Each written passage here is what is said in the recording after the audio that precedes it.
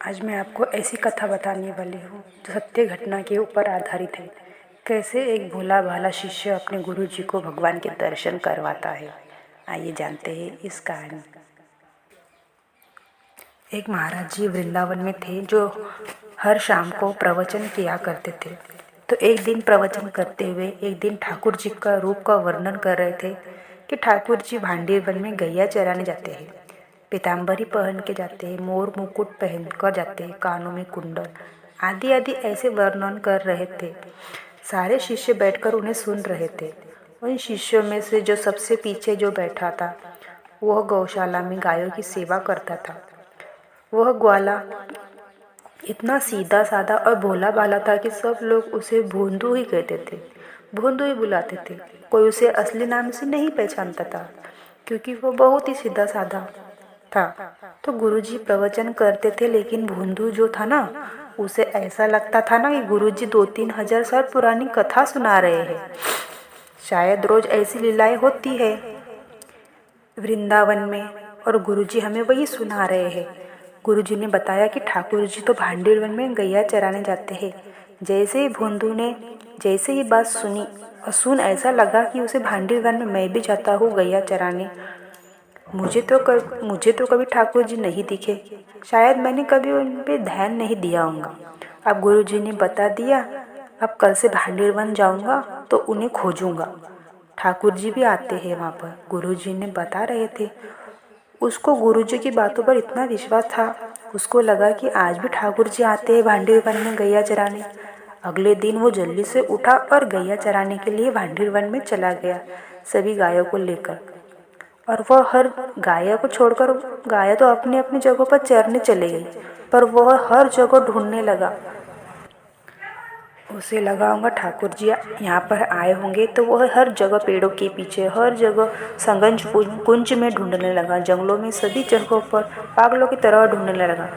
गुरुजी हमारे झूठ नहीं बोलते, गुरुजी ने जो बोला वो सही होगा। ठाकुर जी यहीं आते होंगे गैया चराने के लिए। मैं ही अभागा हूँ जो मैं ठाकुर जी को कभी देख नहीं पाया, लेकिन ठाकुर जी यहीं कहीं होंगे। और उसका वो भोलापन, सादापन और यह सब सहज ढूंढ रहा था कि ठाकुर जी तो कहीं न कहीं रहे होंगे। जब वो ठाकुर जी को हर जगह ढूंढ रहा था तो उसे नहीं मिले, तो वह थक हार कर एक जगह बैठ गया। फिर ठाकुर जी से रहा नहीं गया। अकेली जान भोंदू को अपने गायों के समूह लेकर वो तभी भोंदू को देखते हैं, सामने से विशाल गायों का समूह आ रहा है और अपने गायों के समूह के मध्य में श्याम वर्ण के पीताम्बरी पहने हुए ठाकुर जी उसकी ओर आ रहे हैं। ठाकुर जी को अपनी ओर आता देख भोंदू तो नाचने लगा, नमन हो गया, भाव से भर गया। उनके कटाक्ष नेत्र, ठाकुर जी की सुंदर कपोल, मधुरबन मुस्कान, घुंघराले केश, मोर मुकुट, सिर पर पीताम्बरी और पहने हुए चंदन सी सुगंधी महकती हुई ठाकुर जी की गैया चराते आ रहे हैं। भोंदू ने जैसे ही उनको देखा नमग्न हो गया। ठाकुर जी भोंदू के पास आकर बैठ गए। भोंदू जी और ठाकुर जी दोनों एक दूसरे को देखे और भोंदू बोला, आप वही श्याम सुंदर हो ना जिनके बारे में गुरुजी सुनाते हैं। तो ठाकुर जी मुस्कुराते हुए कहा, हाँ मैं वही श्याम सुंदर हूँ।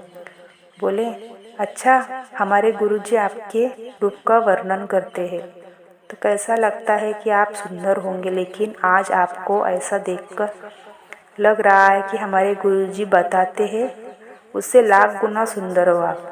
बड़े प्यारे हो ठाकुर जी आप। ठाकुर जी बोले, आप बातें बनाते रहोगे या कुछ खिलाओगे पिलाओगे भी? हमको तो बहुत भूख लगी है। तो भोंदू बोला, आप मेरे हाथ का खाएंगे? हाँ हाँ खाएंगे, तुम खिलाओ तो भोंदू अपनी पोटली में से 2-4 रोटियां ले गया था जो बन के ठाकुर जी के सामने प्रस्तुत कर दी।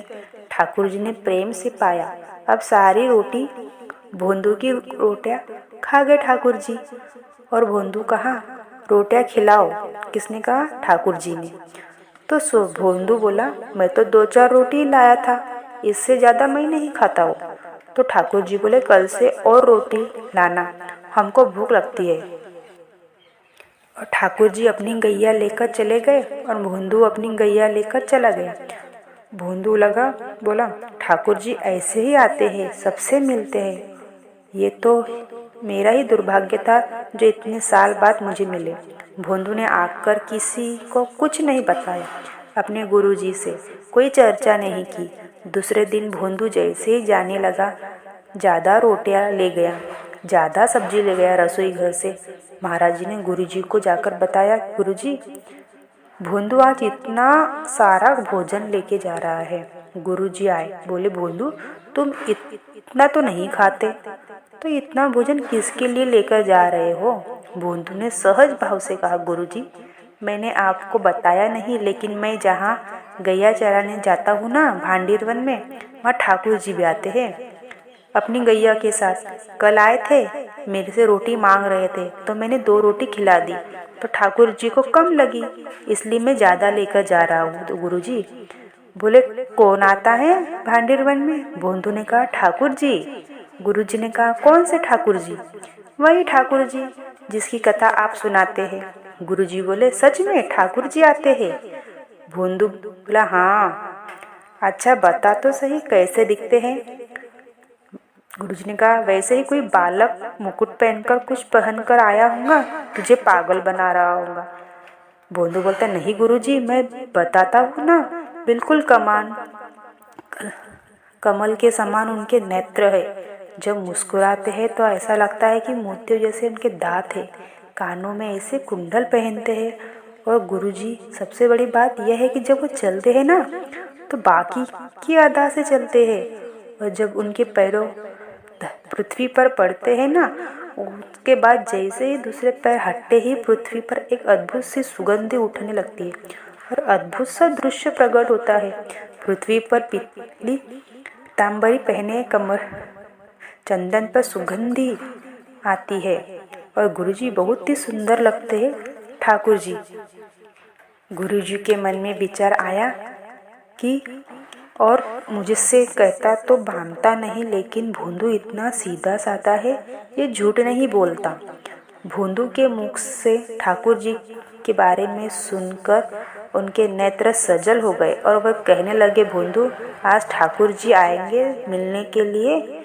हाँ गुरुजी, आज ठाकुर जी आए ना, तो ठाकुर जी से कहना कि तुम्हारे गुरुजी ने उन्हें मिलने के लिए बुलाया है। हाँ, उनके यहाँ लेकर आना आश्रम में, यदि आ जाए तो। भोंदू, अरे गुरुजी, मैं लेकर आऊँ? उनसे गुरुजी से कहा, हाँ मैं लेकर आऊँ, तुम लेकर आना।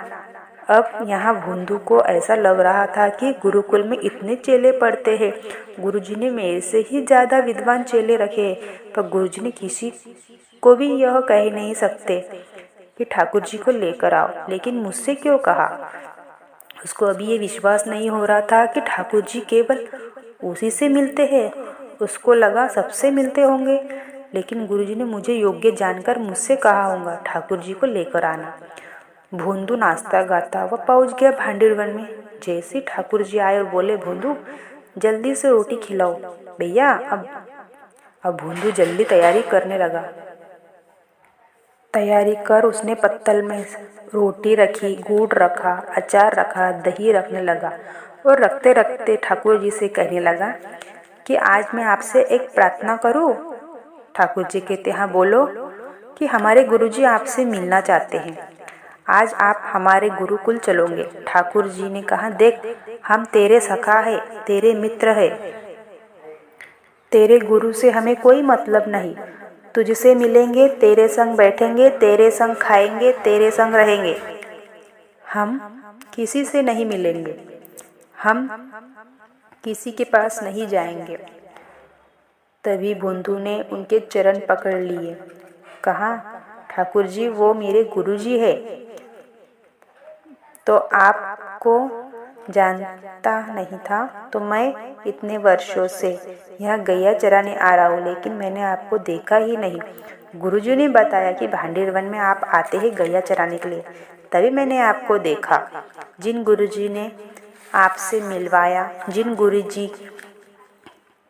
गुरुजी ने आपके बारे में बतलाया, जिन गुरुजी ने आपके योग्य बताया मुझे, वो गुरु आपको बुला रहे हैं मिलने के लिए, आप मना मत करना, आप चलो ना मेरे साथ। ठाकुर जी बोले, देख भोंदू, तो जो कहेगा सब करेंगे, लेकिन तेरे अलावा हम किसी से नहीं मिलेंगे, चाहे वो गुरु जी क्यों ना हो और उनके गुरु जी क्यों ना हो, हम किसी से नहीं मिलेंगे तेरे अलावा। ठाकुर जी, हम किसी से नहीं मिलेंगे तेरे अलावा। ठाकुर जी रोटी खा रहे थे बढ़िया गुड़ के साथ, तो भोंदू ने हाथ से रोटी छीन ली और कहा, ये भी गुरु जी की है, और पत्तल भी उठा ली, गुरु जी की है, ये क्यों खा रहे हो? और सुनो ठाकुर जी, आपको मुझसे ही मिलना है, मेरे सिवा किसी और से नहीं मिलना, तो मेरी भी एक वचन सुन लीजिए। मुझे इस योग्य गुरुजी ने बनाया, और गुरुजी आपसे नहीं मिलेंगे तो आप कल यहाँ मत आना, और मैं भी आपसे मिलने नहीं मिलूँगा।